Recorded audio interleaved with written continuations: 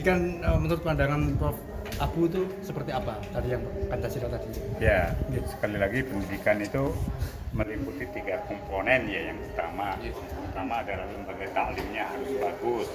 Taklim itu termasuk di dalamnya adalah bagaimana pelaksana pendidikan. Nah, saya melihat dalam kaitannya dengan Pak Adi, mengundang Pak Adi ke sini, Pak Adi itu orang yang mungkin diharapkan bisa menjadi salah satu birokrat untuk dunia pendidikan ini sangat cocok gitu kan, karena konsep pendidikannya cukup bagus gitu kan, seperti yang tadi disampaikan gitu kan. Jadi Pak Adi itu bukan orang birokrat tulen, meskipun dia itu selamanya ngurusin air gitu kan, tapi dia itu kan punya wawasan yang cukup bagus gitu kan, karena doktornya saja dulu gitu kan. Saya salut sekali gitu.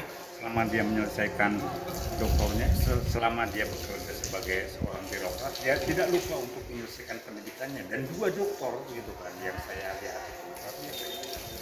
Jadi itulah salah satunya kenapa kemudian saya mendukung dia untuk ngomong di sini tentang pendidikan. Monggo Mas, dianukan disampaikan kepada teman-teman mahasiswa di sini tentang bagaimana konsep pendidikan menurut versi Mas Wawan itu kan.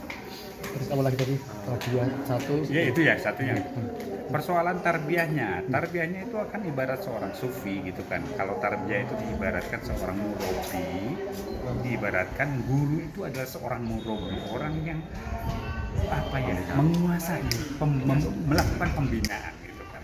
Orang yang punya kekuasaan terhadap muridnya gitu kan. Nah, dalam hal ini dia pun tidak lepas dari bisa menjadi seorang birokrat pendidikan yang bagus, seorang pelaksana taklim yang bagus, seorang pelaksana murabi yang bagus juga, karena dia itu kan sangat akrab dengan dunia pesantren juga gitu kan. Jadi dunia pesantren bagi Pak Adi itu tidak asing gitu. Selanjutnya. Ya.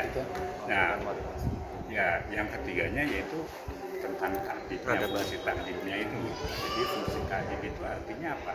Lembaga pendidikan itu kalau sudah dikelola secara taklimnya sudah berjalan bagus, tarbiyahnya bagus, maka akan menjadi pusat peradaban. Itulah fungsi takdim itu. Diharapkan pendidikan Semarang itu menjadi pusat peradaban yang baik, peradaban di Indonesia gitu.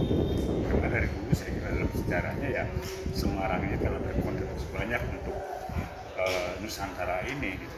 Dari mulai Majapahit kan, tidak Majapahit, kemudian Mataram, dan adanya tidak jauh dari sekitar Jawa Tengah itu kan, Solo itu kan Mataram gitu kan. Saya Prof, motivasi untuk kader-kader PMI, kader-kader NU, kader muda NU. Iya, mudah-mudahan mereka paham betul gitu kan, karena sekali lagi ini dalam konteks pemilihan calon wali kota dan wakil wali kota ke depan, dan kemudian tergiur oleh iming-iming yang sifatnya tadi apa namanya, yang hanya sementara saja gitu kan. Karena sekali lagi jangan sampai kemudian mengorbankan masa untuk selama 5 tahun hanya dengan uang 100-200 ribu rupiah gitu. Jadi jangan sampai seperti itu gitu. Kalau seperti orang kaya Pak Adi sudah jelas kualitasnya gitu. Kualitasnya saya sudah percaya betul, karena lama bersama dengan saya gitu. Intinya cari pemimpin tidak asal-asal tapi benar-benar qualified. Betul, qualified gitu. Dan saya melihat Pak Adi itu secara kualitas gitu kan.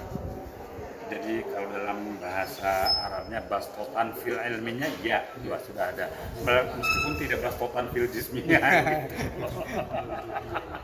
Tapi kan bastotan fil ilmi, kalau bisa wal jism gitu kan. Selain ilmunya bagus ya fisiknya juga harusnya ya besar gitu kan.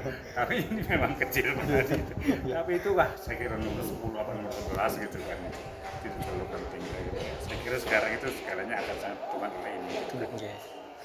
Oke, terima kasih ya.